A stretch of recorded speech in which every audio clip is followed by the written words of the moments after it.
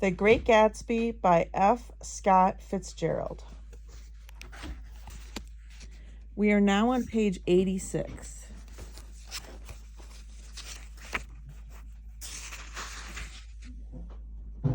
She turned her head as there was a light-defined knocking at the front door. I went out and opened it. Gatsby, pale as death, with his hands plunged like weights in his coat pockets, was standing in a puddle of water, glaring tragically into my eyes. With his hands still in his coat pockets, he stalked by me into the hall, turned sharply as if he were on a wire, and disappeared into the living room. It wasn't a bit funny. Aware of the loud beating of my own heart, I pulled the door against the increasing rain. For half a minute there wasn't a sound. Then from the living room I heard a sort of choking murmur and part of a laugh, followed by Daisy's voice on a clear artificial note. "I certainly am awfully glad to see you again." A pause. It endured horribly. I had nothing to do in the hall, so I went into the room. Gatsby, his hands still in his pockets, was reclining against the mantelpiece in a strained counterfeit of perfect ease, even of boredom. His head leaned back so far that it rested against the face of a defunct mantelpiece clock, and from this position his distraught eyes stared down at Daisy, who was sitting, frightened but graceful, on the edge of a stiff chair. "We've met before," murmured Gatsby. His eyes glanced momentarily at me, and his lips parted with an abortive attempt at a laugh. Luckily, the clock took this moment to tilt dangerously at the pressure of his head, whereupon he turned and caught it with trembling fingers and set it back in place. Then he sat down rigidly, his elbow on the arm of the sofa and his chin in his hand. "I'm sorry about the clock," he said. My own face had now assumed a deep tropical burn. I couldn't muster up a single commonplace out of the 1,000 in my head. "It's an old clock," I told him idiotically. I think we all believed for a moment that it had smashed in pieces on the floor. "We haven't met for many years," said Daisy, her voice as matter-of-fact as it could ever be. 5 years next November." The automatic quality of Gatsby's answers set us all back at least another minute. I had them both on their feet, with the desperate suggestion that they help me make tea in the kitchen, when the demonic Finn brought it in on a tray. Amid the welcome confusion of cups and cakes, a certain physical decency established itself. Gatsby got himself into a shadow, and while Daisy and I talked, looked conscientiously from one to the other of us with tense, unhappy eyes. However, as calmness wasn't an end in itself,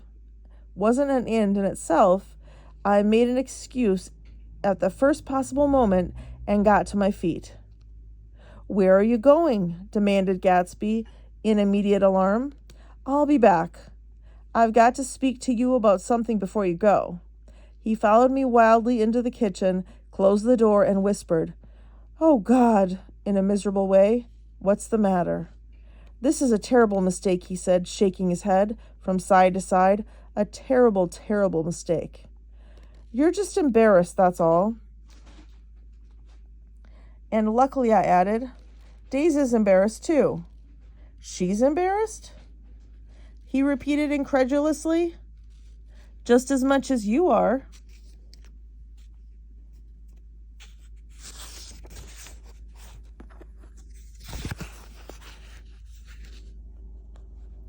"Don't talk so loud. You're acting like a little boy," I broke out impatiently. Not only that, but you're rude. Daisy's sitting in there all alone. He raised his hand to stop my words, looked at me with unforgettable reproach, and opening the door cautiously, went back into the other room. I walked out the back way just as Gatsby had when he had made his nervous circuit of the house half an hour before, and ran for a huge black knotted tree whose massed leaves made a fabric against the rain. Once more it was pouring, and my irregular lawn, went shaved by Gatsby's gardener, abounded in a small muddy swamps and prehistoric marshes. There was nothing to look at from under the tree except Gatsby's enormous house. So I stared at it, like Cant at his church steeple, for half an hour. A brewer had built it early in the period craze a decade before, and there was a story that he'd agreed to pay 5 years' taxes on all the neighboring cottages if the owners would have their roofs thatched with straw. Perhaps the refusal took the heart out of his plan to found a family. He went into an immediate decline. His children sold his house with the black wreath still on the door. Americans, while occasionally willing to be serfs, have always been obstinate about being peasantry. After half an hour, the sun shone again, and the grocer's automobile rounded Gatsby's drive with the raw material for his servant's dinner.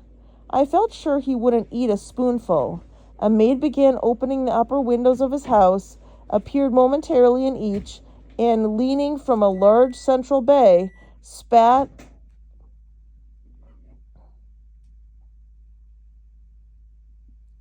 meditatively into the garden. It was time I went back.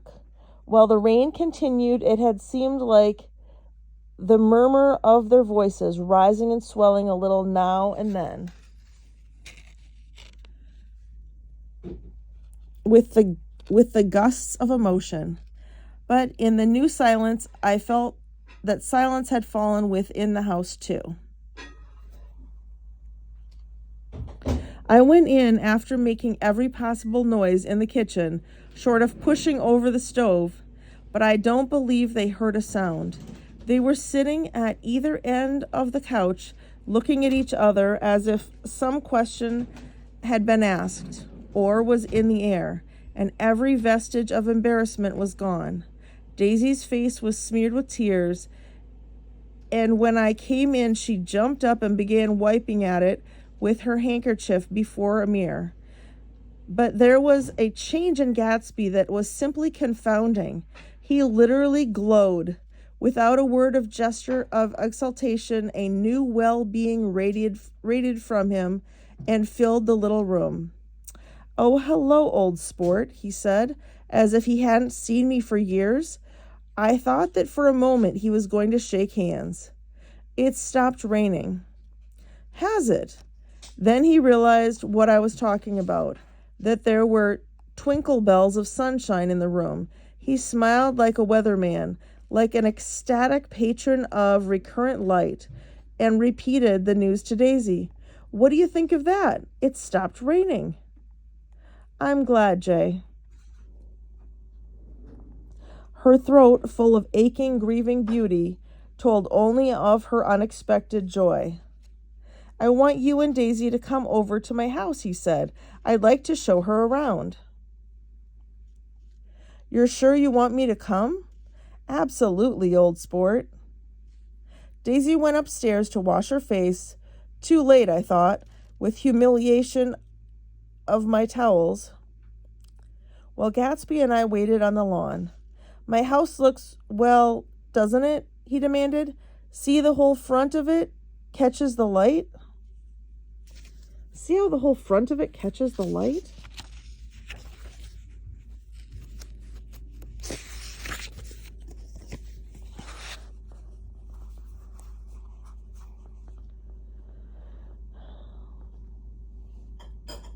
I agreed that it was splendid. Yes, his eyes went over every arched door and square tower. It took me just 3 years to earn the money that bought it. I thought you inherited your money. I did, old sport, he said automatically, but I lost most of it in the big panic, the panic of the war. I think he hardly knew what he was saying, for when I asked him what business he was in, he answered, "That's my affair," before he realized that it wasn't an appropriate reply. "Oh, I've been in several things," he corrected himself. "I was in the drug business, and then I was in the oil business, but I'm not in either one now." He looked at me with more attention. "Do you mean you've been thinking over what I proposed the other night?" Before I could answer, Daisy came out of the house, and 2 rows of brass buttons on her dress gleamed in the sunlight. "That huge place there," she cried, pointing. "Do you like it?" "I love it, but I don't see how you live there all alone." "I keep it always full of interesting people, night and day. People who do interesting things, celebrated people." Instead of taking the shortcut along the Sound, we were down to the road and entered it by a big postern. With enchanting murmurs, Daisy admitted this aspect or that of the feudal silhouette against the sky, admired the gardens, the sparkling odor